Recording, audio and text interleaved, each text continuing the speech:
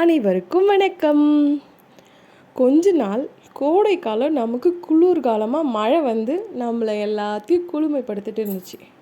சரி, இப்படியே தாண்டா போவோம் அப்படின்னு நம்ம நினச்சோம்னா, இந்த வெயில் பைபிளில் எனக்காடா போடுறீங்க எண்டு, எனக்கு எண்டே இல்லைடான்ற மாதிரி திரும்ப வந்துட்டார்.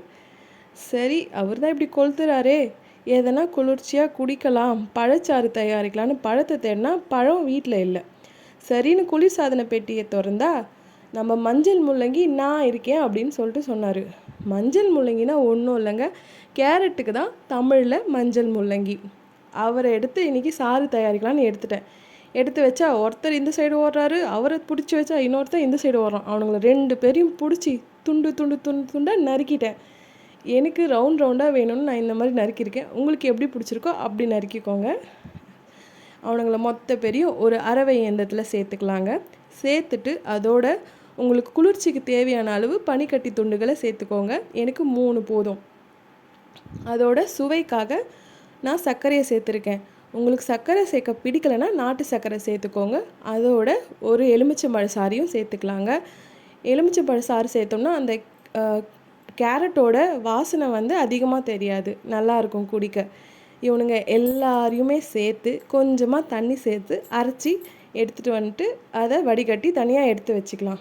எனக்கு ரொம்ப நாளாக இந்த கண்ணாடி கிளாஸில் சர்க்கரை ஓட்டின மாதிரி செய்யணும்னு ஆசை. நானும் அதை நிறைய ஜூஸ் தயாரிக்கிறவங்கள செய்கிறத பார்த்து எனக்கும் அது ரொம்ப ஆசையாக இருந்தது. நானும் அப்படி முயற்சி பண்ணேன்.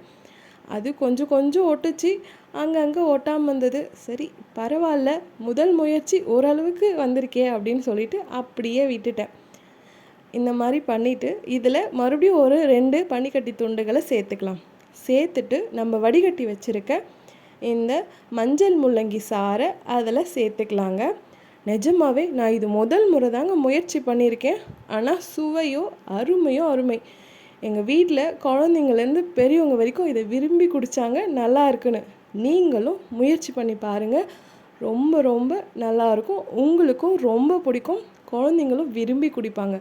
கேரட்டில் நிறைய சத்துக்கள் இருக்குது. பசங்களுக்கு அப்படியே கொடுத்தா சாப்பிட மாட்டேங்கிறாங்க. இந்த மாதிரி செஞ்சு கொடுத்து பாருங்கள், கண்டிப்பாக அவங்க இதை விருப்பமாக குடிப்பாங்க. நீங்களும் முயற்சி பண்ணி பார்த்துட்டு இது எப்படி இருந்ததுன்னு சொல்லுங்கள். அவ்வளவுதான். நன்றி, வணக்கம். தமிழும் சுவையும் பரவட்டும்.